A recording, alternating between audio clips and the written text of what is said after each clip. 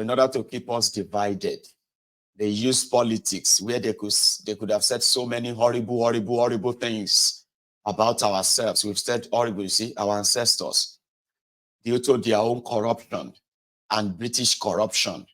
They were easily set up to be manipulated enough to bring us to this state that we are now.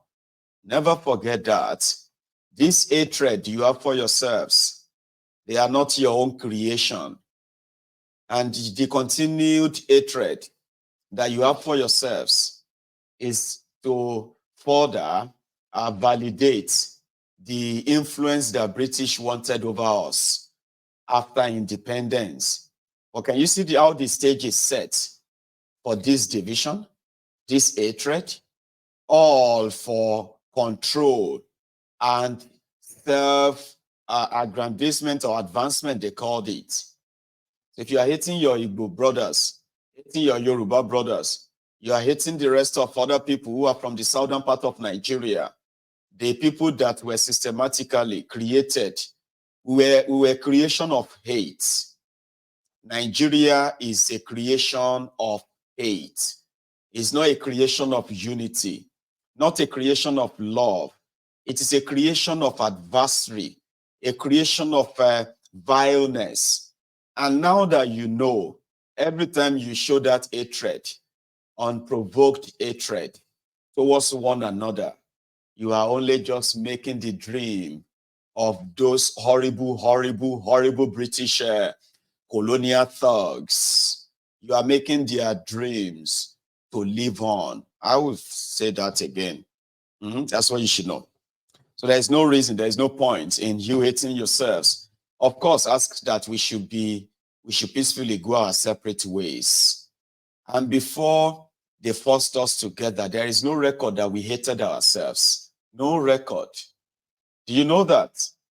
There is actually no record that Hausa has hated Yoruba, or Yoruba has hated Igbo, or the Igbos hated the Kanuris. Or the Kanuris hated the BBOs. Ishekiri hated. No, there was no record of that until they forced us together to scramble for the crumbs.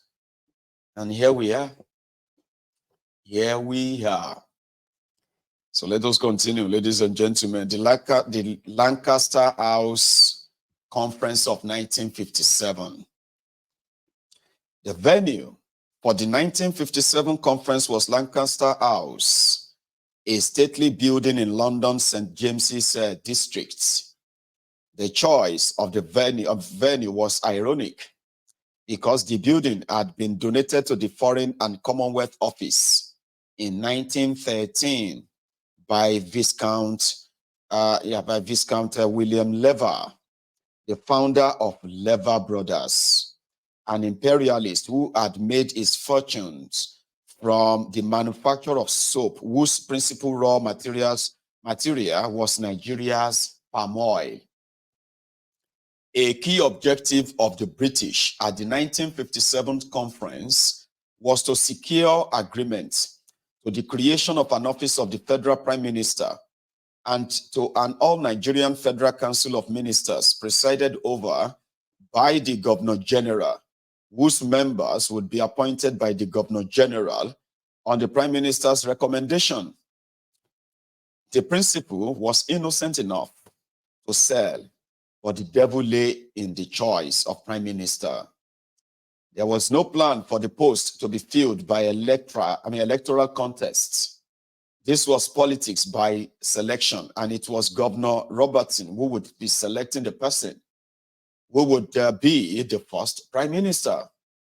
Long before the idea of the new office was presented to the delegates at the conference, he had made his choice in Tafawa Balewa of the NPC.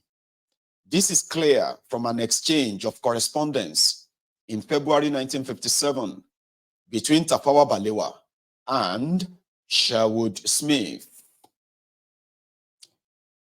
Listen to this. This was supposed to be Abubakar Tafawa Balewa's letter, a correspondence between himself and Sherwood Smith of the Colonial Office. I will read. House of Representatives, Lagos, 10th February 1957. Dear Sir Brian, I am forced to write to you on my personal problems. It is not common with me to worry people with my difficulties, but I trust you as a father, and hence I am writing. I am now thinking very much about my future. The climate of Lagos is not suitable to my health, and I am never happy here, though I find the work most interesting and the people respect me generally. I have been doing my best to assist in making the federation work, though I myself do not believe that the present type of federation can exist without the British administration. There is much talk now about a prime minister for Nigeria after the Constitutional Conference, and my name is being freely suggested as one. Now, I do not like to be a prime minister under the present arrangements, and I also do not like to continue with my stay in Lagos. I am very tired of politics, and I am seriously thinking of retiring quietly at the end of this year. I cannot see in what other capacity I can serve the northern region. And so I hope to take up my NA education work again. You will appreciate the delicate situation in which I am now placed. And so I think of quitting politics without any force. I have been discussing this matter with my colleagues for some time, but they do not seem to appreciate my difficulties. Some of them even say to my face that only death can free me from Lagos. If I act, it will be without their knowledge. No British administrator knows more about us in the north than you do. And so I come to you for guidance in helping me to solve my personal difficulties. I appeal to you as a son to a father. Yours, Abubakar C. Balewa. The grooming of Balewa for his role as Prime Minister had in fact begun long before. He had been one of two Nigerian ministers who represented Nigeria at the 1953 West African Forces Conference, which held in Lagos in April 1953. He also attended the meetings of the West African Military Council, which followed. Tragically, Balewa's colleagues' comments that only death will free him from Lagos was to prove a prophecy, as Sherwood Smith's response on 19 February 1957 made it clear that he had no choice but to fulfill the role for which he had been chosen. His only comfort was to be the assurance that neither he nor the North would be left to walk alone in the cause. So Sherwood Smith wrote back to Abubakar Tafawa Balewa. Abubakar accepted my advice. In the meantime, preparations were going forward. Okay, in his memoir, writer, he said, Abubakar accepted my advice. In the meantime, preparations were going forward for the 1957 Constitutional Conference. And before leaving Lagos for London, he wrote to me again. He wished me to prepare for him personally 2 papers. In one, he asked me to set out what, in my view, were the essential requirements for a new nation aspiring to independence. In the other paper, he asked me to lay down what I thought should be the minimum safeguards that the North should demand before finally committing itself to independence. The first paper presented no great difficulty, but when it came to the second, I had to stress that constitutional safeguards would not be worth the paper on which they were written once a legislature made up its mind to scrap them, it had also to be remembered that in the ultimate result, it will be the armed forces of the state, the army, and the Nigerian police, on whose discipline and loyalty the government of the day might have to depend. Maybe for survival. It was therefore of great importance that the composition of both forces, both as regards officers and men, should represent a reasonably balanced cross-section of the major ethnic groups in the Federation. With this vital tip-off on the trump card, which control of the army and police presented within any democratic arrangements, the North was ready to take on the educated natives who had only been schooled in the art of constitutional government. On May 23rd, the delegates assembled in Lancaster House. The Secretary of State, Mr. Lennox Boyd, presided. And this time, the regional governors were present, in addition to the Governor General. But our part was largely played in personal discussions in less formal and informal surroundings. In the conference chamber, it was for the politicians to hold the stage. The conference went into adjournment in June 1957 to await some reports and resumed on 29 September 1957. By this time, Azikiwe was in firm alliance with the NPC and the British against the common foe, Obafemi Awolowo, and his action group members. Awolowo was uncompromising in his insistence upon self-rule. The fact that Ghana had gained independence on 7th March 1957 only added new urgency to the demand. The consensus that had previously held between the NCNC and the Action Group over ending colonial rule in 1956 suddenly fell apart. When the Action Group proposed a motion to demand independence for Nigeria in 1957, the NCNC and the NPC combined to amend it to substitute 1959 for 1957. The decisions made at the conference included the grant of regional self-government to the eastern and western regions. The position taken by the northern delegates was that they did not want regional self-government until 1959. This was a clever ruse by the British and NPC team, which the British were then able to use to partially justify their award of the post of Prime Minister of the Federation to the North. In their vulnerable state over the party funding controversy, Azikiwe and the NCNC were in no position to object. For Awolowo and the Action Group, the proposal to return Lagos to the self-governing Western region was tendered as a sweetener.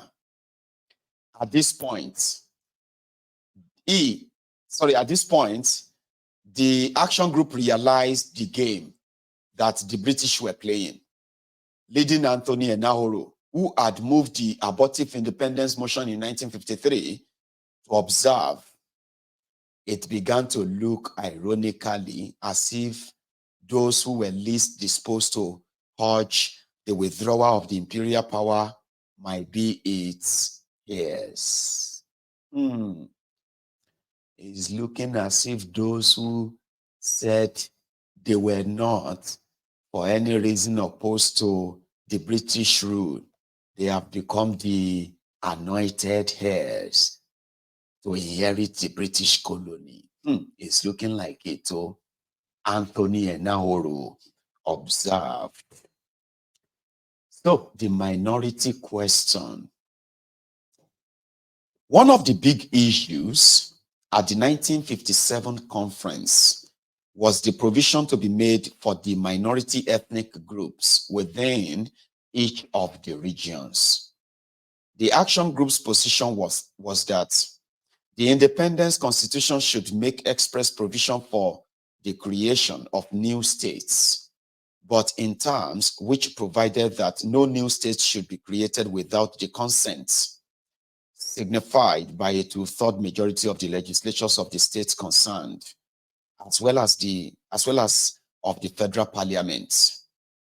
The exception was to be the long-standing demand for the creation of Calabar, Ogoja, Rivers, core states in the southeast, Midwest states in the southwest, and Middle Belt states in the north. The NCNC argued for an arrangement that would see the country divided into 17 states, while the NPC maintained that the structure should remain as it was. The different position taken by the three main ethnic groups on the issue was understandable, given that Nigeria was not the creation of any of them. Only the British Colonial Office had the moral authority to deal with the issue. The problem was that the preservation of the One North identity, which they had created, was critical to British planning at the time. The only way they could effectively avoid the breakup of the North was to maintain a consistent line against the creation of any new states in any region ahead of the independence. What they did was to park the issue by the appointment in 1958 of a commission of inquiry known as the Willinkins Commission. Ahead of publication of his report in July 1958, the colonial secretary had announced that the commission would recommend no new states. This was a defining moment in the history of Nigeria. The Willinkins Commission report had been the last opportunity for the colonial office to bequeath a more balanced and stable Nigeria to posterity in line with the earlier recommendations of 4 regions, which E.D. Morel had made. While the report openly acknowledged the problem, in keeping with the official line, it turned its face against the obvious solution. So the report said, in each of the 3 regions of Nigeria, we found either a minority or a group of minorities who described fears and grievances which they felt would become more intense when the present restraints were removed, and who suggested as a remedy a separate state or states in each region. We came to the conclusion that on its own merits, a separate state would not provide a remedy for the fears expressed. Pushing the new country out to independence whilst pregnant with these agitations for self-determination and new states could only lead to one outcome.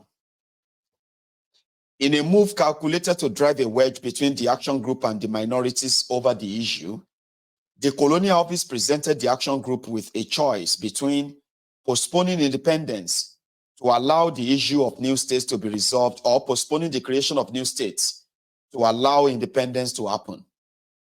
There could only be one answer, since the ending of colonial rule at the earliest possible date was a matter of honor for the action group. The only concession that the report appeared to make to the problem was that certain areas in the eastern and western regions should be designated special areas, which were to receive special attention. In the eastern region, these areas were the Niger Delta and the Calabar, and in the western region, the Midwest area.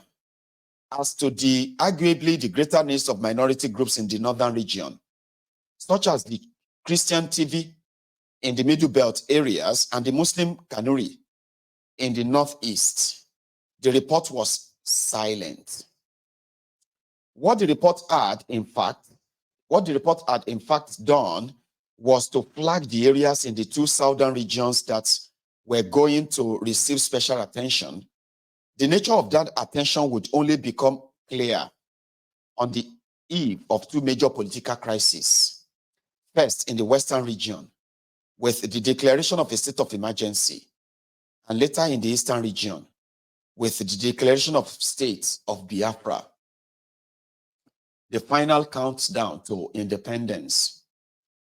Writing in July 1958, 4 months ahead of the independence election that were to take place in November 1959, Lennox Boyd was already anticipating the outcome.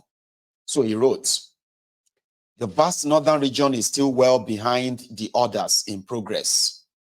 2/3 of its 18 million people are strict Muslims, accepting the authority of their emirs. Educational progress is still slow, and there is no prospect for a generation of region being able to replace from its own resources the overseas officers who have served them so well.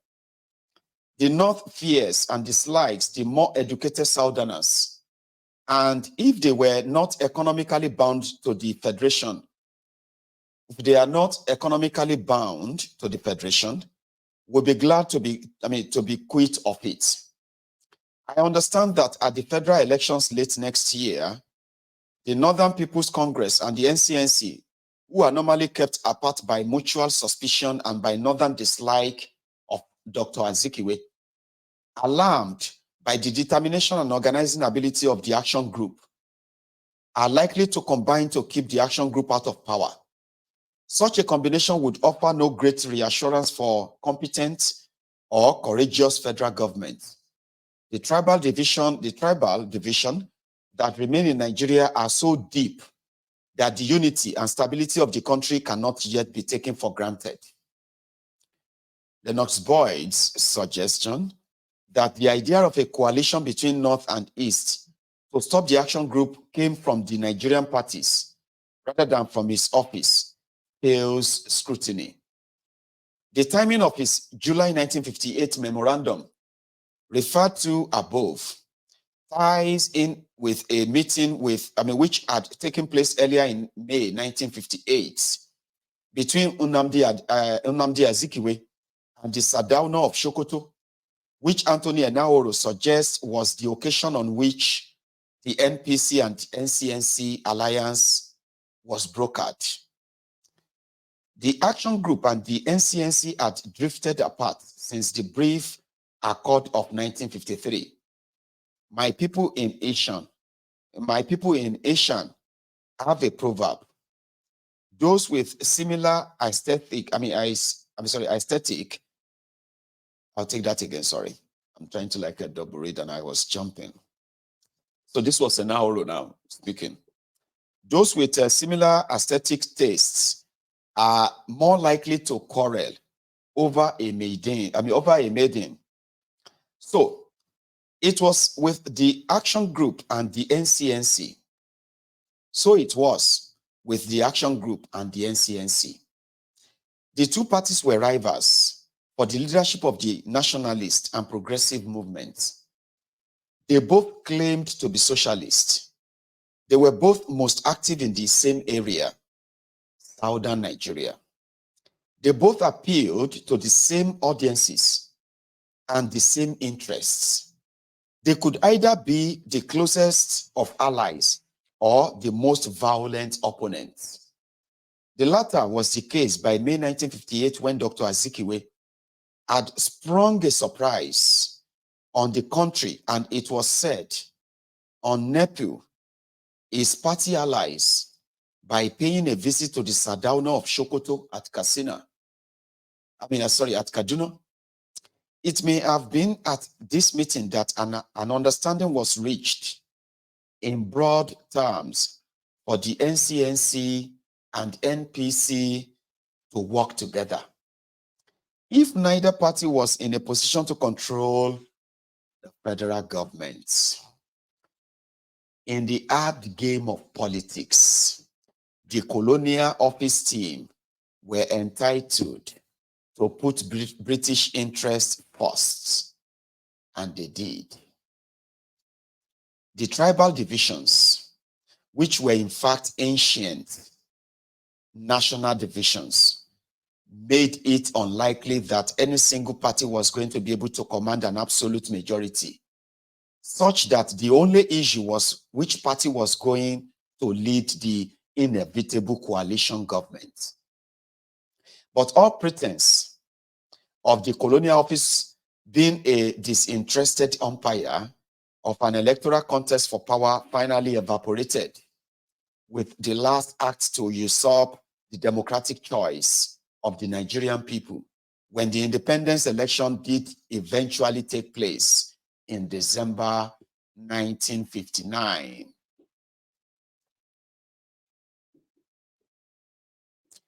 With the results showing MPC with 134 seats, NCNC with 89 seats, and Action Group with 73 seats. And before all the votes had been counted, the Colonial Office rushed to swear in MPC's Balewa, Tafawa Balewa, as Prime Minister, thus delivering a fait accompli. It was a desperate final measure to close off the possibility of an alliance between the Action Group and the NCNC, which was then under active discussion between the two parties. Independence Day or Independence Day. The choice of the dates on which independence would be granted to Nigeria had throughout been a matter which the British had reserved for their discretion. When the time came, they chose 1st October 1960. That 1st October was the day in 1954 on which the NPC had been formed. Cannot be put down to mere coincidence.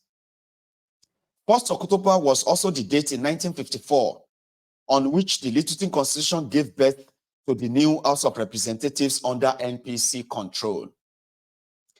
The rigging of the first national elections in Nigeria was only one of the conventions of Whitehall that the Colonial Office discarded. The elections could, of course, have been rigged to give the North an outright victory. That this did not happen was because a coalition government of the North and part of the South had the advantage of making Northern rule more acceptable to the South, whilst the presence of Southerners in the government served to restrain some of the excesses of Northern rule, which might otherwise have manifested. These lessons in democracy in action, which the British gave as their parting gift, were not lost on the winners nor on future generations of Nigerians. Thank you. Future generations of Nigerian parliamentarians. The rigging in favor of the Kano rulers was explained and confirmed fairly recently by the late Sir Peter Smithers. Sir Peter Smithers said, "I was parliamentary private secretary at the Colonial Office through almost the whole of the period of decolonization. I was one of the three-man mission which visited Africa in 1952 to consider the federal structures which it was proposed to establish in Africa. I was present at most of the negotiations for independence, including that of Nigeria. And I had therefore a rather comprehensive view of the process of decolonization and of the establishment of Nigeria in its present boundaries. The concept of Nigeria in the mind of Alan Lennox Boyd, the Secretary of State at that time, I was his parliamentary private secretary and thus his eyes and ears in the House of Commons, was that Nigeria should be established as a large and powerful state, rich in resources of many kinds, which would be an element of stability amidst the numerous small African states, resulting from the dissolution of the French Empire. On the face of it, this was a reasonable view, and I agreed with it at the time. We did not then have the benefit of experience guaranteed by the problems. We did not then have the benefit of experience generated by the problems of multiracial states, which we have since seen manifested in the former USSR, in Yugoslavia, and elsewhere.